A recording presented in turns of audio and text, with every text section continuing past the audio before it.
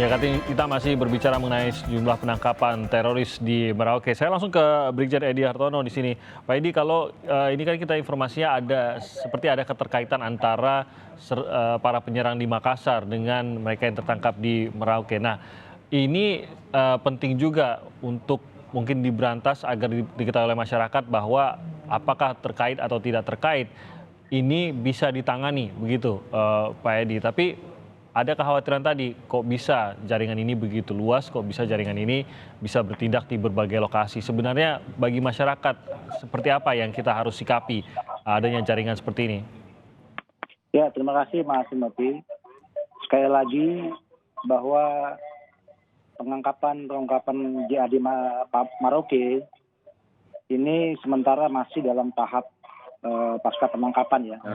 Di mana di dalam hukum acara Undang-Undang Nomor 5 2018, penyidik diberikan waktu selama 14 hari.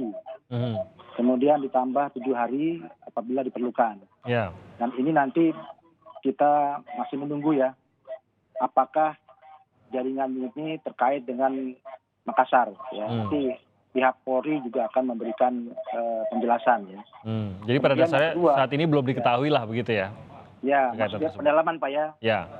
Kemudian yang kedua, kalau karakteristik tadi jadi di awal sudah saya sampaikan bahwa mereka ini baik bekerja secara struktur, ya JAD yang ada di berbagai daerah, juga mereka melaksanakan strategi melalui sosial media. Nah ini yang berkembang cukup pesat di wilayah beberapa daerah, sehingga mobilisasi ya, orang-orang yang memang terpengaruh atau terpapar lewat dunia maya atau sosial media. Bisakah kita masuk lewat situ, Pak Edi, untuk mengatasinya bahkan dari saat informasi tersebut disebar di sosial media? Ya kalau masalah pendalaman itu teknis daripada penyidikan dan penyelidikan.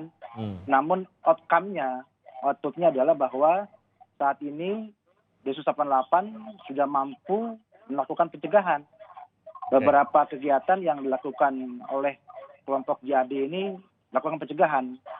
Saat ini saja sudah dari Januari sampai bulan Mei sudah ada sekitar 216 melakukan penangkapan ya di berbagai daerah. Ini satu bukti bahwa aparat penegak hukum Densus 88 sudah mampu melakukan preventif justice tadi. Demikian Mas.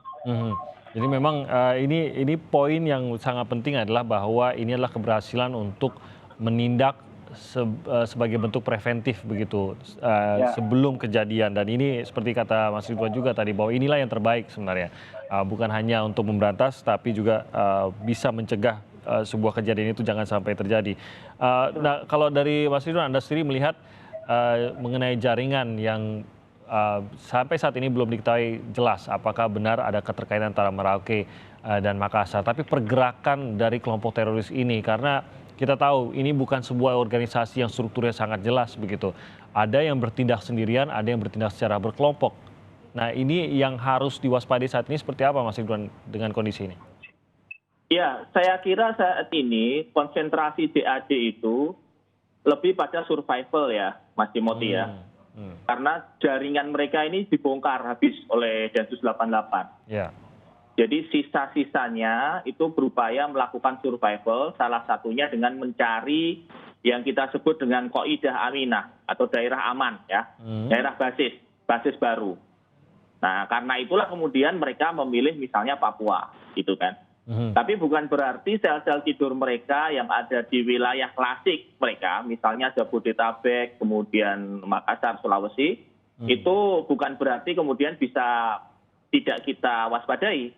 Tetap harus diwaspadai karena lazimnya biasanya mereka ini juga memantau Mas Timothy, memantau pemberitaan, memantau media. Jadi kita hari ini di Kompas TV ini juga ada tim dari mereka yang juga melakukan dokumentasi, menganalisa apa yang kita lakukan.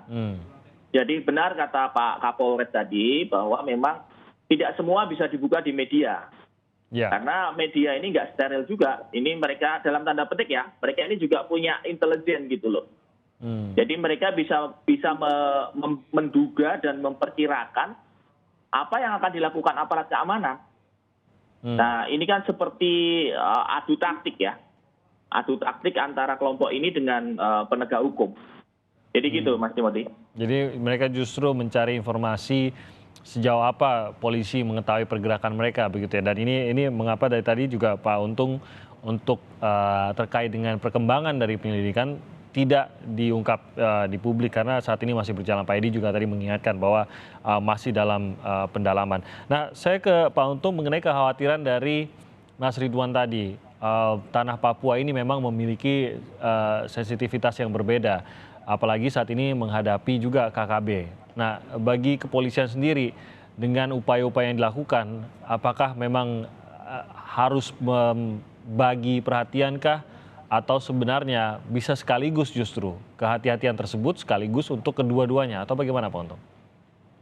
Ya, kami semenjak di sini formasi pengamanan sistem dan strategi sudah saya bagi ke pasukan saya.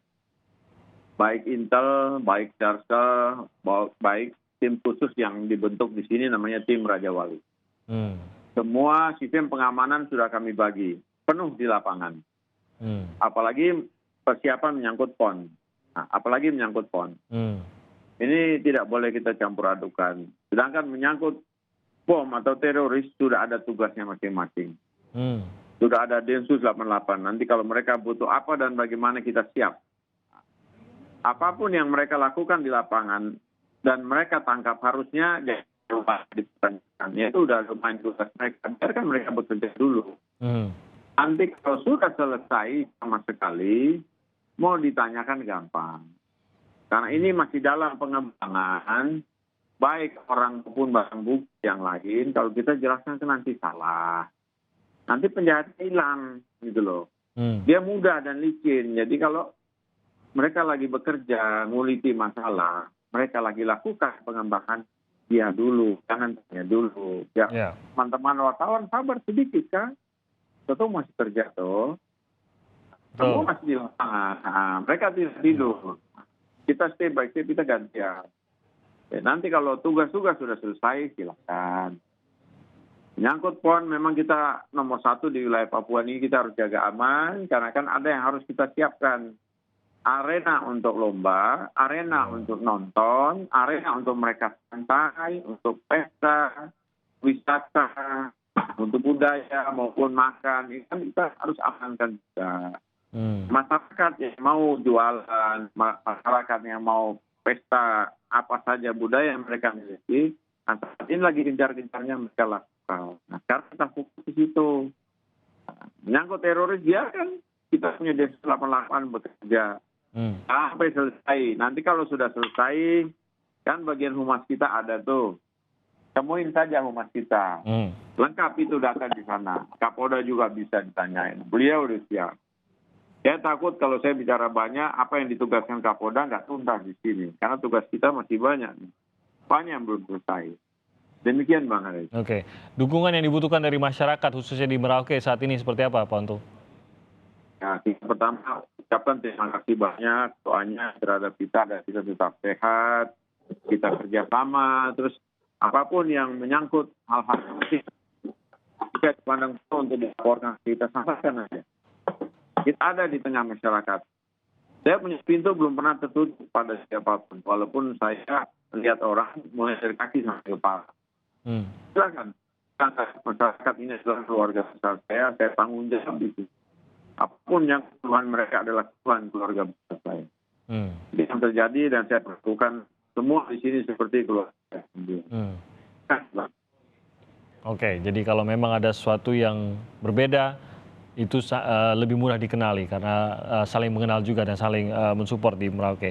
Pak Edi mungkin boleh dikomentari juga terkait itu tadi ya, yang salah satu tindakan yang diambil oleh masyarakat khususnya pengurus masjid ini tampaknya secara nasional ini boleh menjadi contoh juga gitu Pak Edi, bagaimana kesigapan, kewaspadaan dari seorang pengurus musola tadi ini bisa menjadi petunjuk juga bagi kepolisian dan bisa seperti membuat para teroris ini tidak bisa menanam akar atau akhirnya tidak bisa masuk ke tengah masyarakat, begitu Pak Edi? Ya, benar sekali Mas Timothy, bahwa peran serta aktif masyarakat ini memang sangat dibutuhkan ya di dalam rangka penanggulangan terorisme. Nah, oleh sebab itu saya terima kasih apa yang disampaikan oleh Pak Kapolres Merauke tadi, bahwa upaya deteksi dininya ini sudah membawa hasil ya. Kemudian yang kedua, BNPT nanti menyikapi dengan ini akan dibuat juga dibentuk di wilayah Papua, yaitu FKPT ya, Forum Komunikasi Pencegahan Terorisme.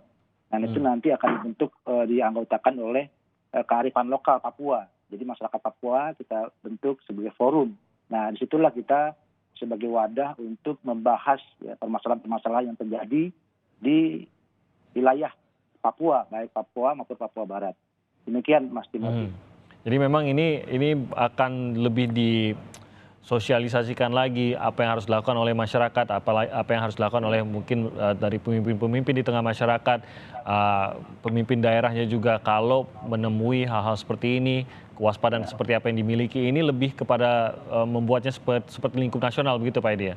Ya betul sekali Pak, betul sekali. Oke, ini yang kita ingin lihat nanti bagaimana sebenarnya agar resah begitu teroris ini untuk berada di tanah Indonesia.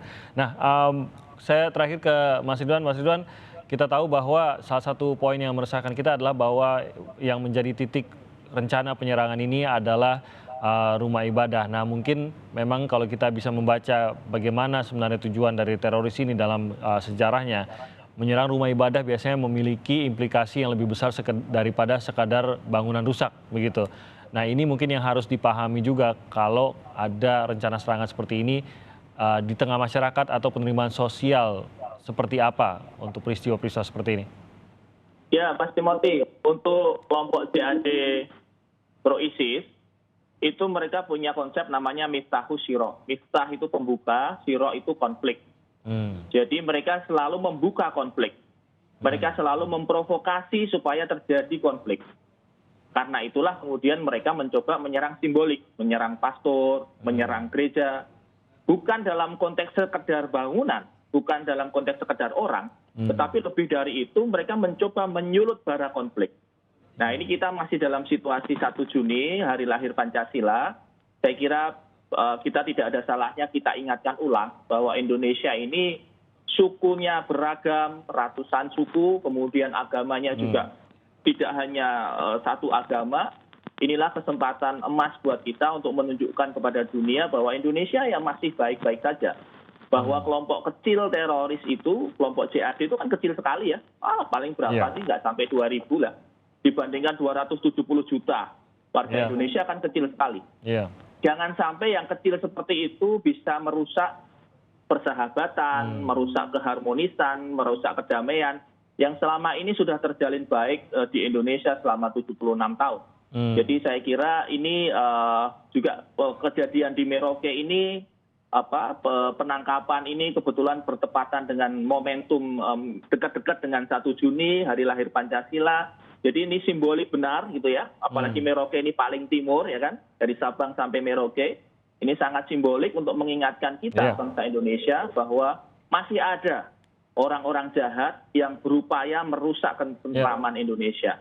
Ini yang saya kira harus kita lawan sama-sama. Ya, dalam pidato Presiden di hari lahir Pancasila kemarin juga memang sempat disebutkan juga kewaspadaan mengenai radikalisme. Jadi ini tepat seperti yang dikatakan Mas Ridwan tadi, momentum ini juga harus kita ingat. Nah, saya kembali ke Pak Untung sebagai penutup. Ini Pak Untung yang memang harus dipahami oleh masyarakat. Tadi Mas Ridwan merujuk, mereka ini kecil sekali sebenarnya. Bahkan mereka saat ini sedang dalam posisi hanya survival saja, tidak bisa berbuat banyak sebenarnya. Jangan sampai aksi-aksi mereka ini justru meluapkan emosi masyarakat, memancing sebuah memancing reaksi yang buruk dari masyarakat. Ini justru yang diinginkan oleh teroris. Bagaimana mengkondisikan masyarakat juga, Pak Untung, untuk memahami bahwa aksi-aksi yang mereka mau lakukan ini justru untuk memancing masyarakat. Jadi masyarakat jangan terpancing, baik itu atas dasar agama kah, suku kah, atau apapun itu. Perlu saya laporkan yang paling istimewa kepada jenderal dan masyarakat secara umum. Kami punya tukang mabuk di sini sudah berkurang.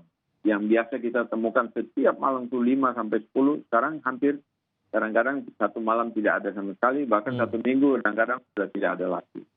Mereka sekarang sudah mulai kunjungi tempat-tempat pelatihan home industry yang kami ciptakan untuk ekonomi mereka, untuk pendapatan mereka. Bahkan kita sudah ajarkan mereka bagaimana membangun rumah hanya dengan batok kelapa, minyak, sayur, dan VCO, virgin coconut oil. Mereka sudah tahu itu sekarang. Jadi banyak tukang mabuk yang bendera bintang kejora juga sekarang sudah kerja dengan kita. Dia sudah mulai membakar paham-paham jelek yang mereka miliki. Mereka sudah peluk dengan kita, berpelukan, mereka sudah senang. Mereka sudah ngajak saudara-saudara mereka untuk bersama-sama dengan kami bekerja. Bahkan membantu kebersihan. Kemarin saya kumpul lebih dari 1.000 orang dengan klub motor. Mereka siap untuk menyongsong PON, juga untuk donor darah. Karena PMI darah sudah mulai habis. Itu yang kami lakukan dan masyarakat di sini sudah mulai welcome dengan kita semua. Beta sayang dorang semua. Kita di Merauke, kita nyatakan sikap, kita siap menerima PON. Semua yang ada di sini bisa kita nikmati dengan baik. Ya, biarkanlah kita punya detasmen khusus 88 bekerja dengan baik. Kerja mereka hampir berakhir, tapi kita tetap jaga lingkungan yang sehat, yang damai. Situasi yang ada di sini akan lebih dingin dan lebih harmonis lagi. Demikian. Oke, baik Pak Untung. Semoga masyarakatnya sendiri sedang sibuk dan berbahagia, tidak ada waktu untuk terpancing seperti ini begitu, Pak Untung ya.